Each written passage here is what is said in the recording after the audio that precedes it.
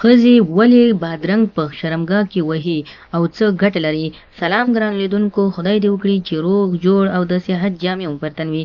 زه یو ځل بیا ستاسو په خدمت کې د یو نوي ویډیو سره حاضر یم. هیله ده چې د پام وړ مو وګرځېږي. تر هر څه دمخه باید یادونه وکړم، که زموږ چینل مو نه وي سبسکرایب کړی نو زموږ چینل سبسکرایب کړئ او په خوا کې ورسره د ګونګري نشان ووهئ. مننه. ښځې ولې په شرمګاه کې کوتک وهي؟ دا دوه رازه لري. لومړی راز هغه مېرمنې چې کله دوی ودونه وکړي بیا په دغه کوتک سره مخته شي، یعنې د خاوند سره مخته شي او بیا یې هېڅ بل راز نه وي او بل علاج نه وي. د دې ځکه چې اکثره داسې نران شته یا داسې خلک شته چې کله دوی واده وکړي، د واده یوه میاشت یا 2 میاشتې ووځي، بیا د 2 میاشتو وروسته دوی مسافر شي. نو مېرمنې مجبوره وي چې 2 لارې غوره کړي. لومړۍ لاره دا چې یا په خپله لاس سره ځان انزال کړي یا هم په نورو لارو لکه د نورو خلکو څخه ګټه واخلي یا هم د نورو خلکو څخه کومک وغواړي او بده لاره ځان ته غوره کړي.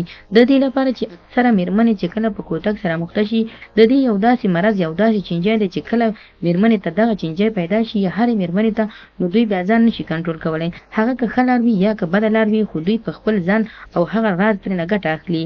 د دې لپاره چې تاسو د دغه څخه ګټه وانخلئ، تاسو لومړی هر ټیم چې کله واده کوئ یا هم د مېرمنې سره تاسو ژوند تېرول غواړئ، نو ټول عمر یې تر څنګ اوسېږئ، ځکه د مېرمنې شیطان دومره قوي وي چې هغه هر لارې ته هڅوي تر څو د هرې لارې څخه ګټه واخلي.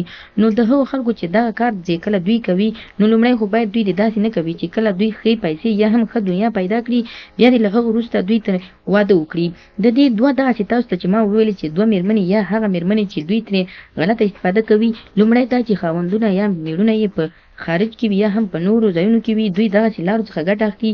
او بله هغه مېرمنې چې کله دوی شهوت ته رسېدلې وي یا پیغلې وي، نو دوی سره شیطان ملګری وي او هر لارې ته یې هڅوي. خو زما یقین دی او زما دغه تاسو ته توصیه ده چې هېڅکله هم له دغسې غلطو لارو څخه ګټه مه اخلئ. زه خو تاسو ته 2 خبرې کوم.